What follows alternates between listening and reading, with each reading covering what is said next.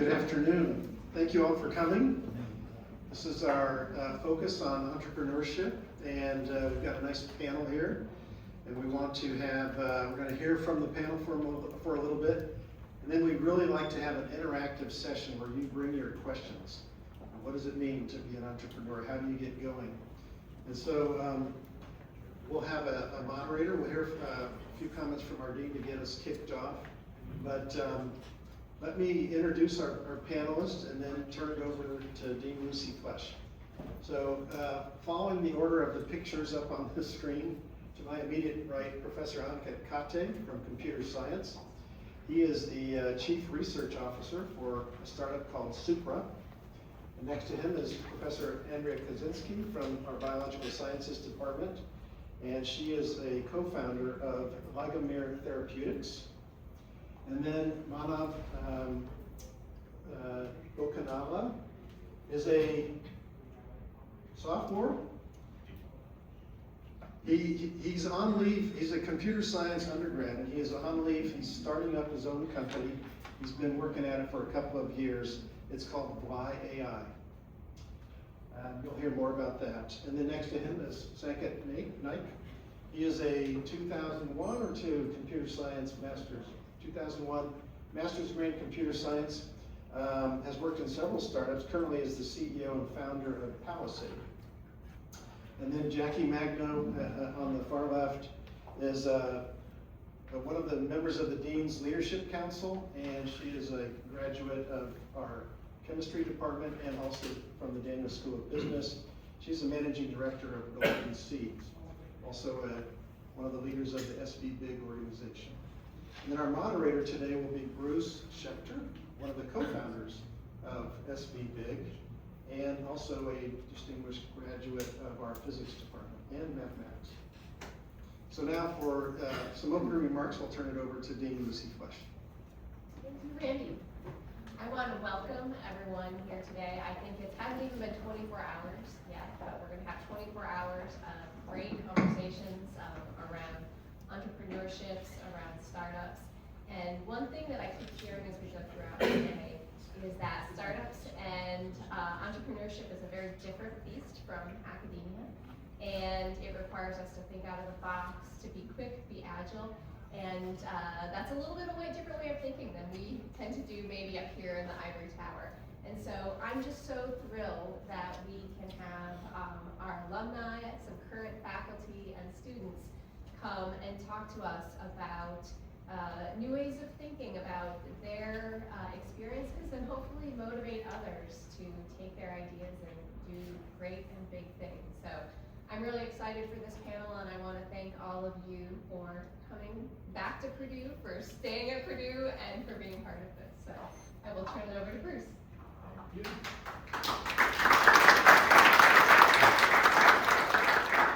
Well, great to see you all. Thank you for coming. First of all, just kind of give you a practical view. Our intent here is we're going to interact with each other for 1/2 hour, and then we'll take half an hour where we're going to focus on everything you want to talk about. But that being said, to be honest, if you want to jump in and ask questions or disagree with what we're saying, I would welcome that because we love dialogue. And just to kick things off, I want to say I don't want to do a commercial for SB Big, which a couple of us are involved in, but I think it helps set the stage. Jackie and I are involved in this group called SB Big in Silicon Valley, and for any of you who don't know about it, we have an organization of Purdue alumni in Silicon Valley, a great, all a group of hand-picked people who have expertise one way or another in a startup world. And we have for 13 years now offered mentoring to various startups growing up here at Purdue. These can be students, they can be faculty, they can be recent alumni, and they can be combinations of all of the above. And by the way, the word will go out here soon, but on October 12th, we're going to start welcoming applications for our next round, and more information to follow. So, I think, how about this? Because we have 4 real entrepreneurs here, And I'm a big believer that, success breeds success. So those of you who aspire or are already working on these kind of things, I'm hoping there'll be some inspiration and knowledge from those folks. Jackie is a great representative of the investor world. So maybe we just start with you, Jackie, to set the stage of, tell me, speaking as your organization, what do you look for in an entrepreneur? I'm gonna make it complicated. What do you look for, and how do they know they're ready for the kind of organization you represent to go seek funding? Thanks for the easy question. No problem. So hi, everybody. So the question about when are entrepreneurs ready for angel or venture funding is a really great question, because you have to think about what is it that you're selling. Oftentimes, entrepreneurs will start their pitch to an investor with, this is my product, this is my solution, isn't it great? And what's really interesting is investors are looking at return on investment. So I don't really want to know what your product does. I want to know how you're going to commercialize it, how quickly you're going to acquire customers, how quickly you're going to generate revenue, how quickly are you going to be, cash flow positive, those sorts of things. And then, of course, what's your exit plan? How are you going to have that triggering event that's going to get me my money back? So the thing that I really enjoy about working with SV Big is it gives me an opportunity to mentor entrepreneurs from that initial ideation stage into the, now I'm ready to do a pitch with an investor. Because it's that formative stage that is so important, and I suspect many of you here, I think the people in the panel have sort of gotten past that, but I think a lot of people we've been talking to over the last couple of days are at that sort of ideation stage. So don't look for money until you really have a minimum viable product, you have at least a beta customer, and you have some idea on how you're going to start to generate revenue. That really is where you need to be. Great, okay. Now moving to our entrepreneurs, I think there are a number of faculty in the room. So, we have 2 faculty entrepreneurs and 2, out in the world alumni sort of entrepreneurs. So faculty, I know from lots of conversations we're having, there's a lot of questions about how do faculty involve themselves in entrepreneurship, because you got a very busy day job going on at the same time. And maybe we can get some wisdom from Andrea first. And I know it's a real learning experience. So what have you learned that might shed some light for any other aspiring faculty entrepreneurs? Yeah, thanks, Bruce, and thank you all for being here. So I think it's a challenging question as well. I was fortunate enough to serendipitously be on sabbatical last year, so that really helped me when we spun off the company last year, because it is a time commitment. I would say if you don't have that opportunity to be on sabbatical, it may be useful to try to talk to your head and things like that and find a little bit of protected time, because you will need it.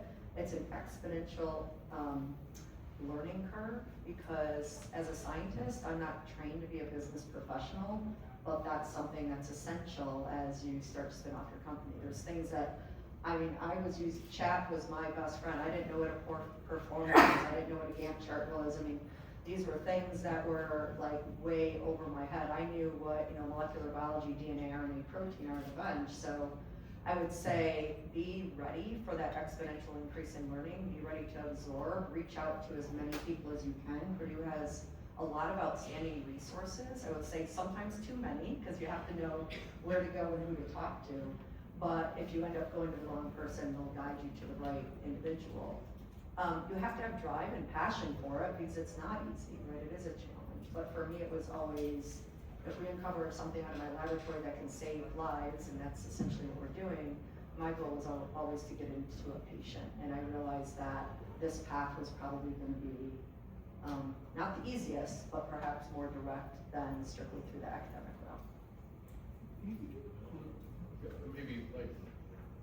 that was kind of a big picture view, and I wonder if you could be like really pragmatic. How do you split your time? Like, how does this work? Because it's a hard, I know from talking to you, I know it's a hard problem, and anything you can shed light on. Yeah, well, like I said, sabbatical last year was good. I'm not on sabbatical now. But I do believe, and maybe Lucy can correct me if I'm wrong, that Purdue, at least maybe in our department, allows 8 days a year, or that may be more for protected time, that you can say that you're engaging with your company at an executive level position or whatever that might be. Like on my calendar, as far as balancing time, it's not easy. I mean, my calendar is solid red. I mean, from morning to night. So, I mean, a lot of my, I would say, free time is spent contributing to either the company or at night, maybe doing things that I should have been doing during the day for my academic position because the company was drawing me in during the daytime. So I'm writing grants for the company, I'm writing grants for my lab, right? So I mean, I'm kind of doing both. I'm meeting with investors, I'm traveling, meeting with my co-founder. So these things take time, and I think it's just a matter of finding that time. I don't know how it happens, but it does. And I don't know that that's a great answer. No, that's great. And I would just say, editorial comment, like, we've met so many entrepreneurs that are technologists. I mean, frankly, the majority are technologists, and I think you just have to have the confidence that you're gonna learn these business. I mean, you might be able to hire people that are gonna be on your team, and that's great, but just have the confidence. Obviously, you probably didn't think you were gonna be able to do it well, but now you probably feel way more comfortable. I don't know about that, but I will say that I've had really great mentors. So when you find somebody that's a good mentor, stick with them. I'm part of the SV Big program, so I have a mentor team of 4 that are not life scientists necessarily. Some are, some aren't. But just their expertise in the business world is really helping me. So if you can find somebody that has the knowledge, of course you still need to learn it, but they can also direct you. So I think that's really important. It saves time. Okay, so Anna, I would, in my words, you tell me, but in my words, you have a whole different model of how you're engaged with the company, and I just think we should think about all the ways that professors can be involved in companies. So maybe just a few words about what your company is and in your role, but like, yeah, how are you different maybe than others? So Andre did provided nice interesting points. Let me see what I can add. So before that, big background. So I work as a chief research officer, so I'm still doing very much research, but I do have to get involved quite a lot with the production. I fundamentally my job at my company is make sure that the bad ideas should stop fast. That's how I look at my job in general. But just to provide more background, right? So I started to engage with my co-founder from my startup in 2020 in the middle of COVID year, when we started to interact to see that if we are really matching to each other, that we can work with him. I did try in 2018 or something like that, where somebody was trying to get me involved in the more like a CEO role, but I realized that actually I'm not so much CEO material. I mean, I'll put it this way, it required huge commitment. If you are the one who is going to take that job, being the CEO, or you're building business where you talk to VCs or whatsoever, I realized that I could do it, but it's just like I have to give up quite a lot of soul, like research in that. But then when I started talking to others, then it became clear to me that I need to focus on ideas and execution while they take care of the business. I found that to be nice. So I first worked more like a consultant for them. Again, Purdue do, so those who are faculty member, Purdue do have a mechanism where you work as a consultant and work for 1 day in a week and during the summer on that. I must thank Professor Mike Atala, who has experience in that. And I bothered him more than one time to understand ifs and buts in that case. So we have resources available like that on the campus.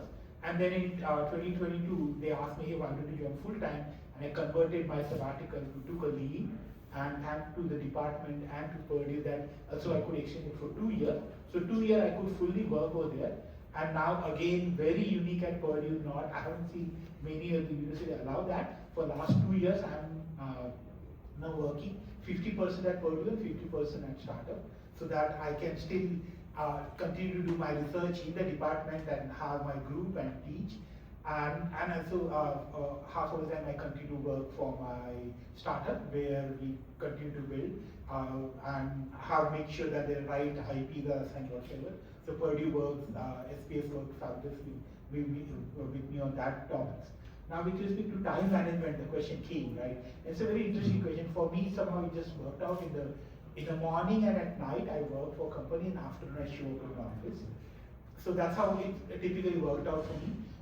The important thing I want to say, adding to what Andrea said, that indeed it's a completely different ball game because sometimes I like my idea is really good, but it's not what the clients, users they want, and explaining them and understanding the need, what's going to be successful market is take a lot of practice. I've seen incidents with myself as well as with many other professors who are in similar space. I work in blockchain space and there are a lot of faculty members all through US who work in that space.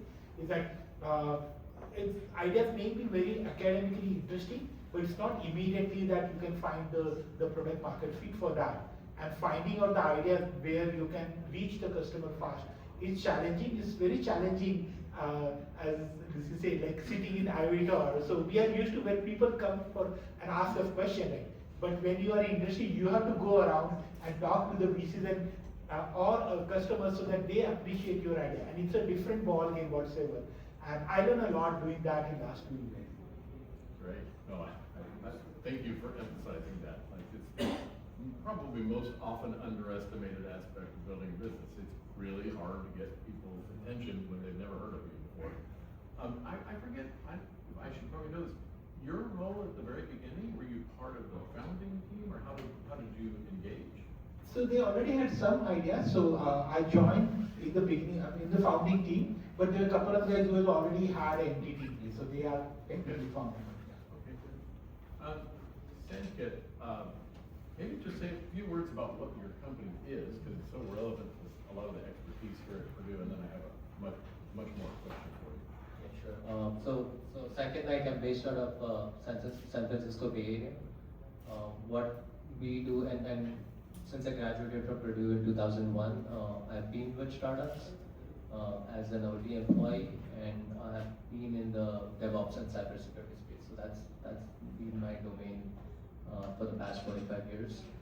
And what my startup does is we are using AI for cybersecurity and DevOps. So essentially, as a practitioner, all the challenges I had with DevOps and cybersecurity that I could not solve through automation, there's a new technology construct available now to solve, to optimize those problems, and that's what we do. Good. So I know Sanket pretty well, and I happen to know he's like one of the strongest believers, as I am in Silicon Valley, about the importance of us having a strong Purdue network out there. We want all the people with all the great expertise to kind of know each other, and everybody else knows who to go to on what topic. And of course, we hope that's true here on campus, and that this is replicated in every geography around the world. And it's grand vision, and that will really help fuel Purdue as a hotbed of entrepreneurship. So my question for you is, has the Purdue network helped you build this company, or has it helped you? How? Or how do you wish it would help you, and how? Yeah, I think it's more of the latter, unfortunately. But that's why I'm also so driven to make it a former. And there's an interesting story I tell people that there's different things that motivate you. The part that keeps bringing you back to Purdue or connecting with Purdue people, trying to give back is gratitude. Right? Purdue made me who I am, and I have that gratitude and try to give back and help others. The other thing I think it's a negative but a strong motivator is grudge, and I live in it's grudge, and I live in Silicon Valley. I live right across from campus, from Stanford campus, and I'm very close to UC Berkeley, and they have very strong startup alumni ecosystems. And it always bothers me. And it makes me think, why can't we have this? it's such a great school. It's a brand name in the valley. When I tell people Purdue, it's a huge brand name. But completely, I wouldn't say completely, but mostly unknown in the startup ecosystem. People don't associate startups and Purdue. Right? So I think I want to be part of the solution to change that, where when people think of startups, they also think of Purdue, but we also learn from how these other schools are doing it and see if we can replicate that. And I'm so happy that Lucy's here and President Monk is trying to promote this, and so happy that everyone's trying to move in that direction. Great. So I was just thinking, it happens that both Sanket and Manav, to me, are two of the strongest voices on that very topic we just talked about. So, but kind of very different, because Sanket's been out there in the real world learning lots for ages. Oh, no, short amount of time. Manav, not so long. But I have to do an advertisement for him. I mean, his product allows non-coders to build websites, build applications behind at the back end behind them. And more than one of us at SB Big got really excited about this and been just experimenting. And one of our colleagues built an actual e-commerce engine on the tool. And finally, our SB Big website, we were looking. We have a group of, I don't think they're here. We have 3 students here helping us recreate the SB Big website and all the back end data behind it, the whole system.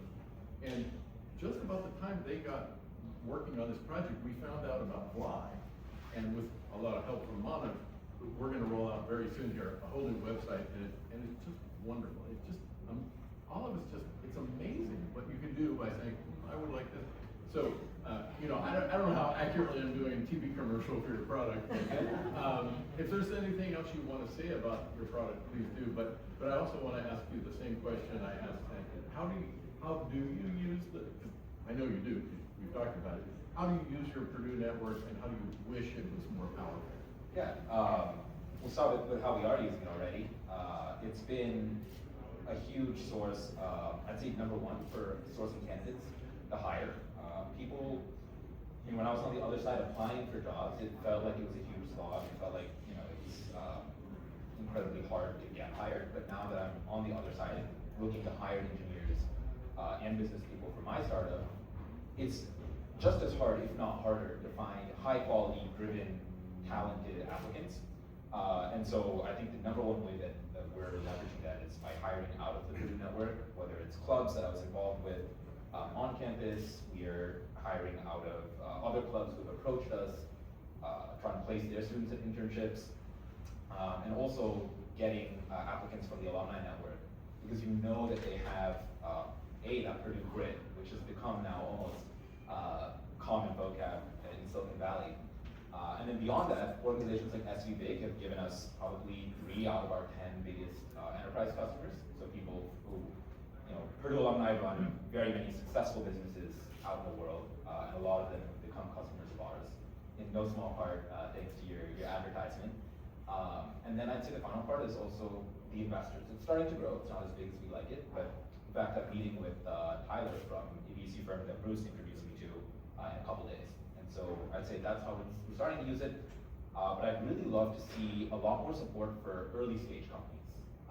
Again, I have friends who are undergrads and recent grads at Stanford and Berkeley, and when they have an idea for a company they want to build, they have a list of 100 people they can call up who will give them their first $100,000 of backing with almost no questions asked, a list of investors to go hit up for the next rounds, technical mentors, their first customers, and we didn't really have that from the Purdue network. So I'd love to see people in this community who are supporting the very early stages of startups. And we could have. Yeah. Absolutely. Yeah. And hang on a few years. Absolutely. I mean, SB Big's a great place to meet them, but frankly, I didn't know they existed until about a year into building this company. Right. And of course, it shouldn't just depend on SB Big. It should just Yeah. all of us. Great. By the way, we haven't had any questions yet. I still have a few more things I'd love to talk about, but, I hope you're, getting your questions ready. Anything burning yet? Great.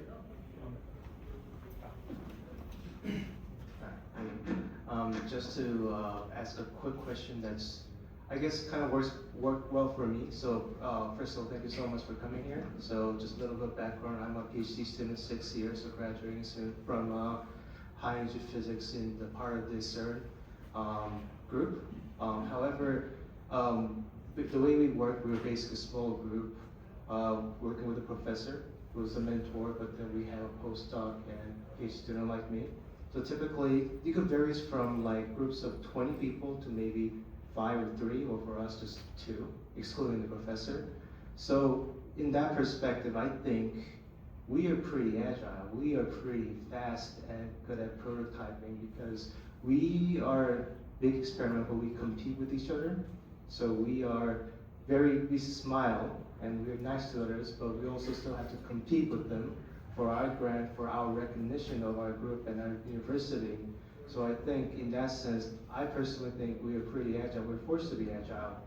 So, but having said that, at least in that setup, I still know that in entrepreneurship or startups in general, they're a different beast. But then I'm just wondering, comparing groups like us, who are academics, so you still have to be transparent, you also compete, what would be the key precise details that differentiate between our group to startups, that defines startups? Thank you. Anybody want to take that on? Yeah, and I'm sorry, I'm getting repetitive. This is my 5th event in the past 2 days, and I see a lot of familiar faces. So some of you are hearing this for the 3rd time. Actually, it's a very simple answer. Startups are for-profit ventures. That's pretty much it. That's the biggest differentiator. So everything else could be a non-profit, could be a hobby, could be passion project, but startups are purely, exactly what Jackie said, it's working backward from the business model. So I think that's my short answer. That kind of drives everything that we do. I can give it a little shot. So going back to what I said earlier, one of the things about startups is they're not a solution looking for a problem, but rather they are a customer problem looking for a solution. So everything you do, you start from the customer's point of view. And I think that that's one of the fundamental changes that you need to make when you're moving from the world of academia into the world of enterprise, right? Is that you really have to pivot. It's not about the cool technology, it's not about the science necessarily, it's about what's the problem that we're trying to solve. And I think Andrea pointed to that when she said, and we're working on something that's going to save lives. That is something that, us mentors get really excited about because we can get right behind that, right? So anything where there's a fundamental problem where you can make a quantum impact on solving that.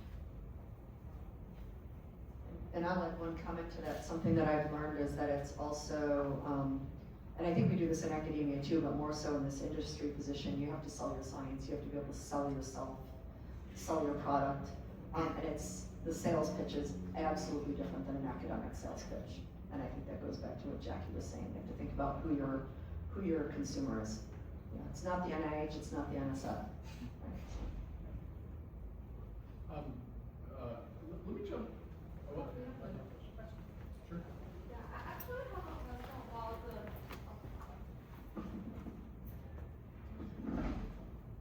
I actually have a question about the currently the network we have for Purdue alumni. Are we going to build develop network like Berkeley, or we already have the mentorship system for the startup? Yeah, I think we're starting to see it grow. SV Big is probably one of the best examples based in the Valley. We're starting to see more and more Purdue founders out there. Small anecdote. When I participated in a startup accelerator called Y Combinator out in San Francisco. And the first thing I did when I got in was look in the internal directory and filtered by people from Purdue. And there was maybe 4 people in there tops, and only one who had graduated in the last 20 years. And so, I was like, I want to see. By the way, you probably know better than me. I think there's been at least that many since. Yes, that was the point I was going to make. So since then, that number is nearly doubled. There's a company in the current batch right now who are absolutely killing it, who are very successful outputs of the SU-Big program. And so now there's maybe like 4 or 5 of us out there, and we are now the network in the Bay. We also have a lot of our friends from Purdue who are now working at startups that are run by friends of ours. Sorry to interrupt you, but could you, like, some of the people here probably don't know what Y Combinator is. Could you tell them what a big deal this is? The quick, It is a very big deal. the quick pitch, it's a startup accelerator in San Francisco. What that means is that people anywhere from just having an idea to having an MVP and a product will sign up and apply. And a couple companies get in every batch, and they give you a small amount of initial seed investment, but then also a ton of resources and connections to people in the Silicon Valley startup scene that is tremendously helpful for building your company, raising money, and anything you need to do. So there's some pretty big names that came out of it. Airbnb and DoorDash are some of the big ones. OpenAI used to be very closely associated with YC. And so now we have a lot of Purdue folks starting to take interest in the program, getting in, building successful companies, and they are the people that you should be reaching out to if you have an interest in coming out to the Valley and building a startup. So let me just add one comment to that, because your question's a really good one. And we've been spending a lot of time talking about Silicon Valley. And let me just share, and Lucy, you're gonna have to correct me on this, but if you look at the number of students that come to the College of Science, mainly the most populous group is from the state of Indiana. The second largest state that's represented is California. So part of the energy behind so much focus on Silicon Valley is not only is it the center of the entrepreneurial ecosystem, but also for College of Science in particular, it's a really, really important question. How are we gonna get these students back home and get them a job when they graduate, right? So that's one reason why we've just been so sort of Silicon Valley focused in our discussion. But your question's a really good one, because there's hundreds of other cities out there that also have large Purdue alum populations, such as Chicago, right? Such as New York City. And so how are we gonna support these efforts there? That's a question that a lot of people are asking right now, and we're actually really hoping that we're gonna start to see this type of energy around other places like Boston, Chicago, et cetera. But it's in its formative stages. It looks like you're wanting to jump in. She basically led right into my question, which was, I've been sitting here for 30 minutes, and I've heard San Francisco, Silicon Valley, SV. My We might family's have a here. little bit of prejudice. What about it now? My family's here. I live in Indianapolis. My family's here. My roots are here. What advice would you have to somebody who maybe doesn't want to up and relocate? So I guess I've got 3 questions. What do you think we can have that type of ecosystem here in the state of Indiana? And 3, what would it take to build that? Yeah, I was actually going to, as I was listening, I realized we are like overemphasizing the Silicon Valley San Francisco connection, and I would say 5 years ago that would be the case. But I think since the pandemic, the world's completely changed and everyone's working remotely. We had an intern here, Ayushman was here, it was a summer intern, and I think we didn't meet as much in person as you would expect living in the valley. People who live in Silicon Valley understand as traffic jams, like it takes 2 hours to commute from one place to another. And so the point is, I don't think it matters where you are. We're just emphasizing based on our experiences in the valley, but you could have a startup being based in Indianapolis or be part of a startup and work from here. So I don't see anything limiting you from doing that. Absolutely, you can be based out of it. There are some biases where if you take Y Combinator that startup accelerator does require you relocating to San Francisco. So obviously you have to filter out startup accelerators that require you to move. But yeah, I think there are certain advantages of being in the Valley, which is closer access to capital, hiring talent, and then having, it's almost to an extreme where I'm going to New York City in 2 weeks, and I'm meeting with a CIO who said I moved out of the Bay Area because you guys don't talk about anything other than technology. Like I can't have a non-technology conversation. So it's over-rotated in that direction. So I think you guys are fine there. So we just need to figure out like how to build a startup working out of here, and we all here. So I think the lady, she got a good answer, but I don't think she got something actionable. Right? Like we got a lot of good answers what we could do in the future, but I don't think we got something actionable. This is what I could do today. And the best I can offer, there's 5, 6 people here, and you reach out to us, and we'll try to help you. Right? I think that's the actionable steps we can do while we figure out other mechanics of how to do it at a larger scale. And let me just give you an example of a company I'm working with. She's a Harvard Business School graduate, lives in Nashville. She and her husband have a startup, really cool company, leveraging AI. Her venture capital came from a VC group in Washington, DC. And in order to get exposure to some capital in Silicon Valley, what she's doing is she got like a 3-month internship at Stanford, and she's gonna spend, like 30 days on campus and leverage that time to meet people. Her home, her family is in Nashville. So I think that plays to some of what Sanket's talking about. I think we're in a world where you can do it. It's gonna be hard. And I think the thing to think about is don't expect the capital necessarily to come from Indianapolis. Not that it won't, but there's just a smaller pool. So just be willing to reach out, but the capital's not gonna require that you relocate. You might just have to be flexible for a while and be willing to, work crazy time zone differences and that sort of thing. But nothing's impossible. And again, leverage the heck out of the Purdue network, because 6 degrees of separation, right? There isn't a single person in this country that the Purdue network can't get to. I have a small point. Oh, yeah. So about the YC kind of relocation requirement, we had a lot of friends during the batch who came from Georgia, who came from Indiana, who came from Chicago. And a pattern we see very often is people will come to SF, the requirement is you gotta be in SF for 3 months during the batch. And we see a lot of founders return to the places they originally came from. And I'd almost go far as to say, there's, yes, a strong concentration of a certain type of company in San Francisco, typically software, now AI. But I've noticed that a lot of my friends who founded companies in aerospace, in manufacturing, in robotics, actually end up coming back out here. A big part of that is, honestly, the Purdue brand name, kind of the big 3 Midwest schools, if you will. Illinois, Georgia Tech, and Purdue are all spoken of very highly in aerospace and robotics and manufacturing. And so a lot of those companies actually end up out here. And to Indianapolis specifically, super out of chance, I'm going there in a couple of days to meet with a Purdue alumni who's now started a VC fund. And his whole deal is that they invest in companies from the Midwest with a unique Midwest wedge, whether that's selling to companies out here, founders from here. And so there are these newer investment funds that are popping up that are concentrated in non-SF geographies. So there's nothing stopping you from launching a wildly successful company out here.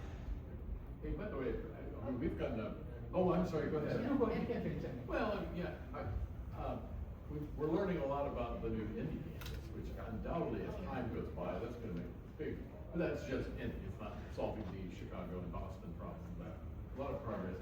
By the way, at some point, I wonder, Brooke, do you wanna talk about the accelerator here at Purdue, because we're talking too much about Silicon Valley. I'll be the proponent for Go West Lafayette, Indiana, right?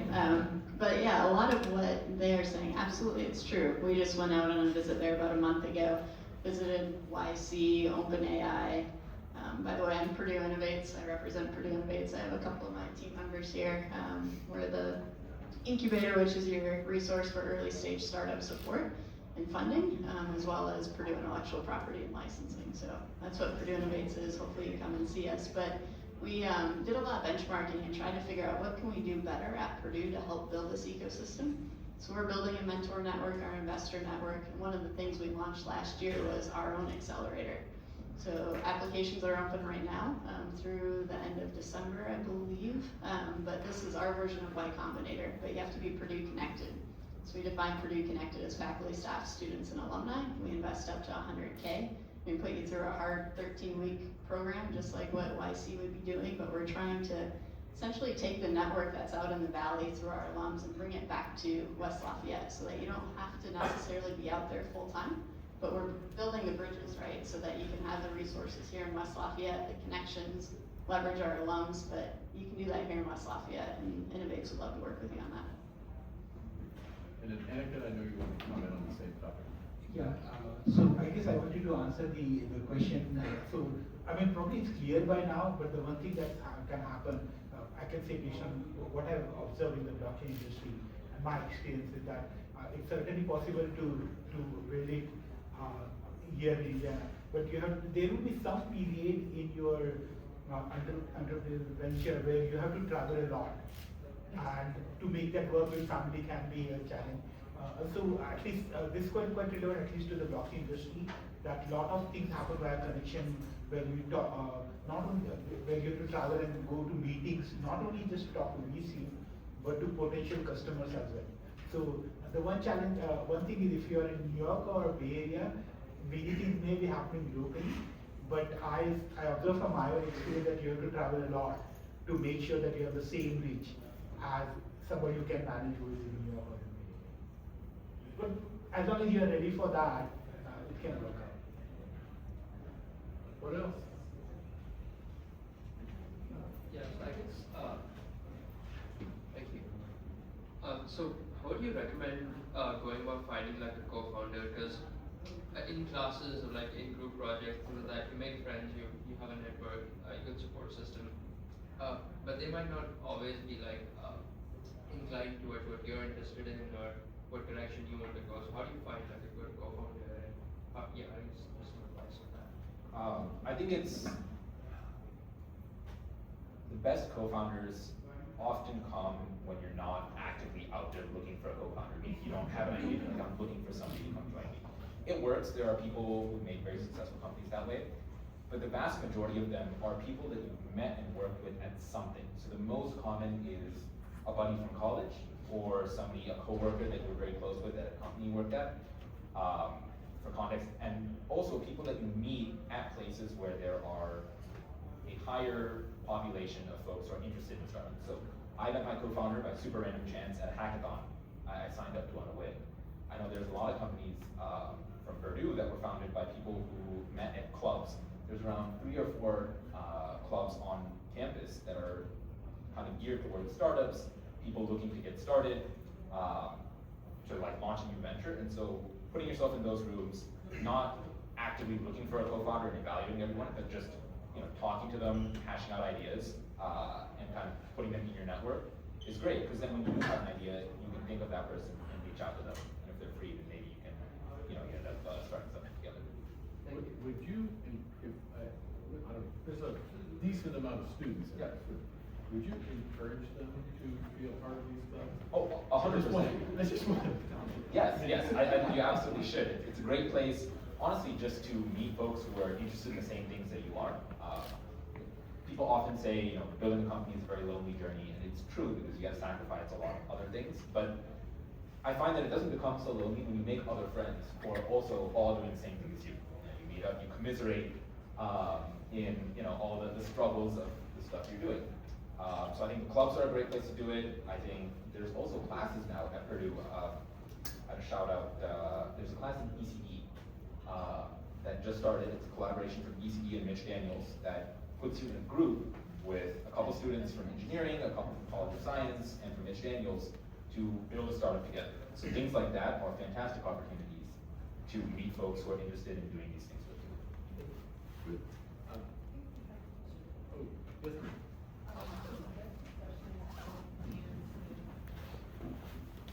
Thank you. My question is, as a student, how is it juggling like your academics and startup? And follow-up question is, like, what sacrifices did you kind of have to make in your academics for the sake of your startup?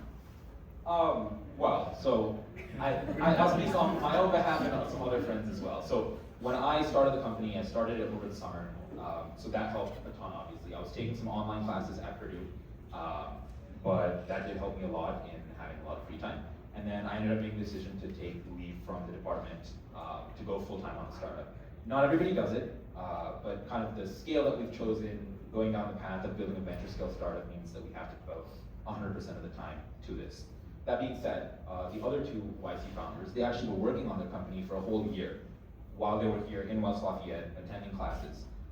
And a lot like our faculty mentioned, it's using the nighttime to your advantage, kind of some of the sacrifices. You maybe won't be able to go out as much, you won't be able to see your friends and find free time to go outside and do those things.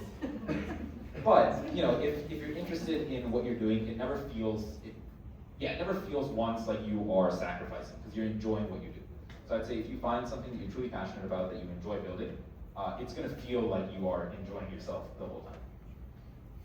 By the way, I talk to so many students, and I always ask this question, and the answers don't convince. I mean, I'm just amazed that they do it, and therefore I'm wondering, is there any student in here from personal experience wants to explain how they do it? I mean, I know there's students who. There's a lot of work. Yeah. Yeah. Anybody want to comment? Give inspiration to your colleagues? Okay. Well, yeah. Oh, yes, sir. So it's not necessarily a startup idea, but it was a side project I was seriously considering. That did use AI in some form as a side research project that I was very interested in. My justification was, our group uses AI a lot. That's one of our best ways to improve. It's nothing fancy. There's no transformers involved typically, but still very interesting. So what I wanted to do was pick one of the more interesting looking projects and try to recreate it. And maybe there's some application, so be it, but I found it very interesting. One thing I will say is that maybe coming from a PhD student, this is a little different. Juggling your life is hard. You have to do it very seriously. I did it just because I justify it as a way to find experience, but at the end of the day, I could also say that was a stupid thing to do, because that meant that I was not meeting what my professor was asking me to do. At the end, I had to change professors because the professor wasn't really happy with my results. There was other reasons why.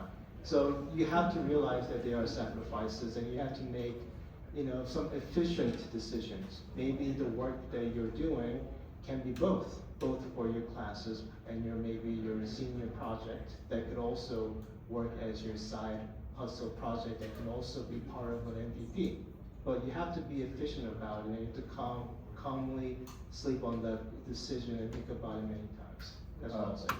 On that note, I want to shout out one pragmatic way to do this, which is that Purdue has a fantastic program for internships, and I guess they call them co-ops or externships. But the College of Engineering and the College of Science have very strong support for you taking a whole semester to go and work at a company. Full-time, you get credit for it, I believe, and you can come right back and pick up your studies right where you left off.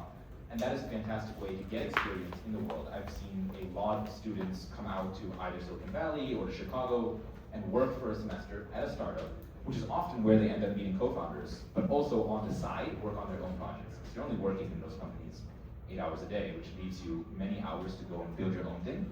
And I think one of the most valuable things about that, especially if you're in a startup hotspot, is that you are now in a location where there's plenty of people who want to work with you, who want to buy your product, who want to invest in you. Your studies are still just where they are if you want to come back after that semester. And you are building real-world career experience that is going to be super valuable to you in the future. So it's a very pragmatic way to get started with something without totally disrupting your education. Yes. This will probably only work for a small subset of people and situations, but I found it helpful to have certain days for certain things. When I'm working on an open source project or my PhD research or a class or whatever, it's helpful for me to spend 6 or 7 hours on this task rather than switching more often. And doing that after a good night's sleep is a good way to kind of organize prioritize that, at least for me. Let me try one more time on this. Does anybody want to talk about their experience on an actual startup? I wonder if, like, I think there might be somewhat of a difference between undergrads and grad students, because I think grad students might be a little more likely that their startup actually grows out of their actual, like PhD or whatever work. And anybody have an example of that by any chance? Good, I was hoping you'd raise your hand, because we've talked about it. Hi, I'm Pran. I build computer vision solutions, so I teach computers how to see things. And in my research, I realized early on that my professor hired me to build machine learning solutions. But when you're not in the computer science core, you don't have the data. So my project ended up shifting from focusing on the end-to-end or the most buzzword architectures to building the essential layers that we need to bring these technologies to the rest of the world. So in my research, I'm building the data layer for the physical AI companies. And I think there is a part where you have to realize what's bringing value to your current work while it being a potential to be used out in the real world. I still don't know if people will buy my solutions. I am still talking to my initial pilot customers. So I don't know if it's a sacrifice, but it's just sometimes you have to figure out how you can hit two birds with one stone. Any entirely different topics you want to bring up?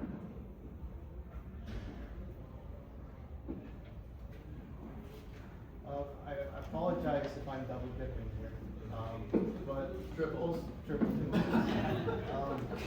This unfortunately is not as precise as I would like to. However, I've done this many times, and personally, because in my personal experience, I found it useful to ask this kind of questions with a little twist, which is, what is your favorite book or podcast or some kind of blog, but with the priority that not necessarily because you liked it the most, but because you had the most precise, structured reason why you liked it, or maybe you disliked it.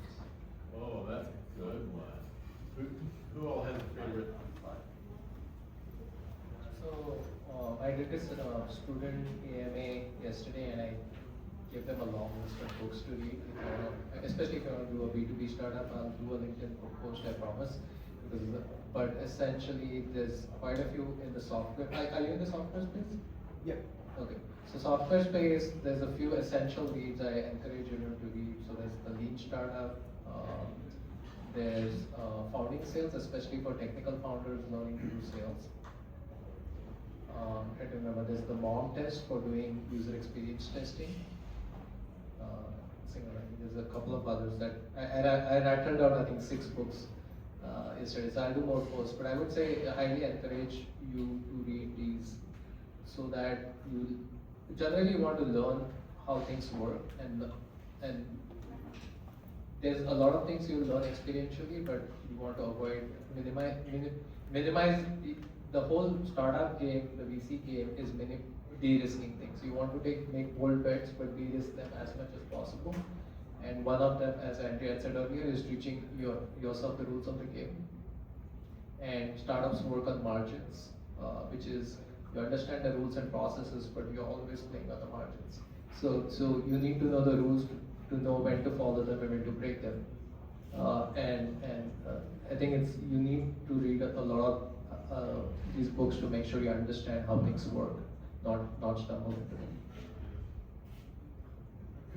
Can I throw in one? To me, it's such a great question, but it also depends so much on where you are and where you're in the whole sequence of building a startup.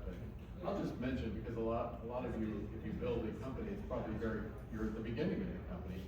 And my current favorite book on that topic is called The Cold Start Problem. And this is a partner at Andreessen Horowitz wrote this book. He analyzed all the big, famous recent companies and how did they get by the fact that when they launched their company, nobody had ever heard of them, and nobody wants to do business with somebody they've never heard of. And all these companies, they just had various tricks they used to get past that problem. So that's mine. Hey, Randy, I know you're concerned about me keeping on schedule, but since we started late, do we get to run a little late or? Want to go a couple more minutes, take another question? Yeah, maybe 5 more minutes. Let's get some good questions. While we wait for a question. Yeah, first of all, Funding Sales, excellent book. Start of our YC batch, everybody was gifted a copy. They said you have to read this. Another blog, just wanted to shout out, Paul Graham, he's the founder of YC, he's been a legend in the Silicon Valley investment scene for a long time. He also has an excellent blog with some very hand-wavy abstract thoughts, but also very pragmatic advice on launch companies. Yeah, thank you. I guess another question I had was, so I know you mentioned the Cold Start book, but I guess what advice would you have for like sort of selling your initial product or yourself, maybe even to like bigger companies, like how do you get them to onboard your product? Maybe I can get started, which is also relevant to the previous question. So it can be very nice that you actually start to listen to how the people that you're going to talk with VC in their language, like what they understand. Because I find as somebody who comes from very academic background, I have to spend a lot of time to and put effort so that I can speak in their language. So listening to the reading of blogs and Medium posts, listening to podcasts, all these things I found to be quite useful so that actually I can understand how can I take my idea and bring them very close to so that they can understand that really well. So that can be quite important to try to look for how they can understand your idea well, even before you reach them. Yeah, I can just briefly comment on that, and I think we've hit on this before, is that you have to start with a problem that needs solving. If you don't have that, nobody's going to listen to you, right? And I think Jackie mentioned that as well, because this is a financial investment. Okay, last question. So when I think of tech startups in particular, and that's the space I'm in software, part of that pitch has to include an exit plan. Usually I think of an exit plan, it's often selling to a FANG company or something like that, but what alternatives are there to those exits? Well, I'll start with one of them. I'm sure Jackie has seen many more. I can give you a list. Yeah, I'd say my company, we're the most traditional venture scale company. We are taking on venture capital, and what that means at its core is an incredibly outsized exit. They want to see exponential growth. Linear is not good enough. You can't just double every year. It has to be super exponential. And for us, like the exit plan is to IPO. That's what venture capitalists want to see, specifically venture capital. But it's hardly the only exit strategy. So I'm sure, Jackie, you've seen plenty more. Yeah, actually, it's really interesting. We look at our exit data year over year, and we have various categories. IPO did really, really well a couple of years ago.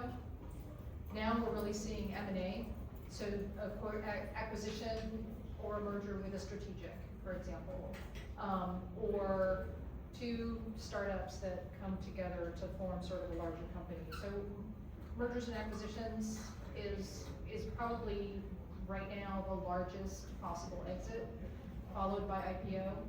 The thing that's tricky is each of these can be a minefield. So like the price of your share the day that you announce your IPO, the price of the share a week later can be drastically different. And fortunes can be lost in 24 hours. So it can be really tricky. But this also goes to when should you get funding and what kind of funding? Because I gotta tell you, Andrea, for example, is doing great with grant funding. That's non-dilutive funding, has no impact on her cap table.